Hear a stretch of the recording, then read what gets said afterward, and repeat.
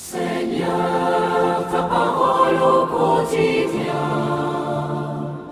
nous nourrit et nous donne vie. Seigneur, ta parole au quotidien nous nourrit et nous donne vie.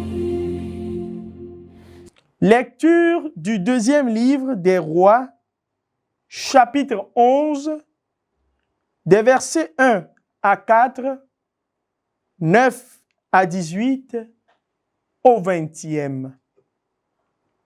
En ces jours-là, lorsqu'Athalie, mère d'Ochosias, apprit que son fils était mort, elle entreprit de faire périr toute la descendance royale. Mais Josabeth, fille du roi Joram et sœur d'Ochosias, prit Joas, un des fils du roi Ochosias, pour le soustraire au massacre. Elle le cacha, lui et sa nourrice, dans une chambre de la maison du Seigneur, pour le dissimuler au regard d'Athalie. C'est ainsi qu'il évita la mort. Il demeura avec Josabeth pendant 6 ans, caché dans la maison du Seigneur, tandis qu'Athalie régnait sur le pays. Au bout de 7 ans, le prêtre Joad envoya chercher les officiers des mercenaires et des gardes et les fit venir près de lui dans la maison du Seigneur. Il conclut une alliance avec eux, leur fit prêter serment dans la maison du Seigneur et leur montra le fils du roi. Les officiers exécutèrent tous les ordres du prêtre Joad. Chacun prit ses hommes, ceux qui entraient en service le jour du sabbat et ceux qui en sortaient ce jour-là, et tous rejoignirent le prêtre Joad. Celui-ci leur remit les lances et les carquois du roi David, qui étaient conservés dans la maison du Seigneur. Les gardes se postèrent, les armes à la main, devant l'autel, du côté sud et du côté nord de la maison, afin d'entourer le futur roi. Alors Joad fit avancer le fils du roi, lui remit le diadème et la charte de l'alliance, et on le fit roi. On lui donna l'onction. On l'acclama en battant des mains et en criant « Vive le roi !» Athalie entendit cette clameur des gardes et du peuple, et elle accourut vers le peuple à la maison du Seigneur. Et voilà ce qu'elle vit. Le roi debout sur l'estrade selon le rituel. Auprès de lui, les officiers et les trompettes, et tout le peuple du pays criant sa joie, tandis que les trompettes sonnaient. Alors, elle déchira ses vêtements et s'écria « Trahison, trahison !» Le prêtre Joad donna cet ordre aux officiers. « Faites-la sortir de la maison à travers vos rangs. Si quelqu'un veut la suivre, frappez-le par l'épée. » En effet, le prêtre Joad avait interdit de la mettre à mort dans la maison du Seigneur. On mit la main sur elle, et elle arriva au palais par la porte des chevaux. C'est là qu'elle fut mise à mort. Joad conclut une alliance entre le Seigneur, le roi et le peuple, pour que le peuple soit le peuple du Seigneur. Il conclut l'alliance entre le roi et le peuple. Alors, tous les gens du pays entrèrent dans le temple de Baal et le démolirent. Ils mirent en pièces ses autels et ses statues, et devant les autels, ils tuèrent Mathan, prêtre de Baal. Le prêtre Joad posta ensuite des gardes devant la maison du Seigneur. Tous les gens du pays étaient dans la joie, et la ville retrouva le calme. Quant à Athalie, on l'avait mise à mort par l'épée dans la maison du roi. Parole du Seigneur, nous rendons grâce à Dieu. Nous nourrit et nous donne vie. Le Seigneur a fait choix de Sion. elle est le séjour qu'il désire. Le Seigneur l'a juré à David, et jamais il ne reprendra sa parole. C'est un homme issu de toi que je placerai sur ton trône.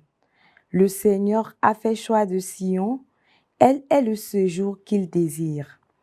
Si tes fils gardent mon alliance, les volontés que je leur fais connaître, leurs fils, eux aussi, à tout jamais, siégeront sur le trône dressé pour toi.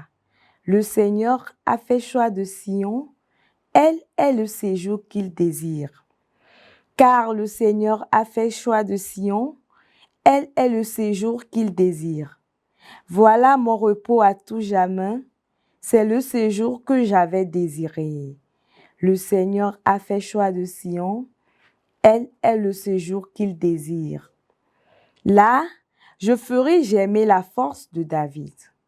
Pour mon Messie, j'ai allumé une lampe. Je vêtirai ses ennemis de honte, mais sur lui, la couronne fleurira. Le Seigneur a fait choix de Sion, elle est le séjour qu'il désire. Alléluia, Alléluia, Alléluia. Heureux les pauvres de cœur, car le royaume des cieux est à eux. Alléluia, Alléluia, Alléluia. Évangile de Jésus-Christ selon saint Matthieu, chapitre 6, versets 19 à 23. En ce temps-là, Jésus disait à ses disciples, « Ne vous faites pas de trésors sur la terre, là où les mythes et les vers les dévorent, où les voleurs percent les murs pour voler. Mais faites-vous des trésors dans le ciel, là où il n'y a pas de mythes ni de vers qui dévorent, pas de voleurs qui percent les murs pour voler. Car là où est ton trésor, là aussi sera ton cœur. La lampe du corps, c'est l'œil. Donc si ton œil est limpide, ton corps tout entier sera dans la lumière. Mais si ton œil est mauvais, ton corps tout entier sera dans les ténèbres. Si donc la lumière qui est en toi est ténèbres, comme elles seront grandes les ténèbres. Acclamons la parole de Dieu. Alléluia, Alléluia, Alléluia. Il était une fois un homme qui avait de grands biens et les aimait beaucoup. Sentant sa mort venir, il dit à sa femme qu'il aimerait être enterré avec la moitié de sa possession. Il écrivit son testament en y insérant sa volonté.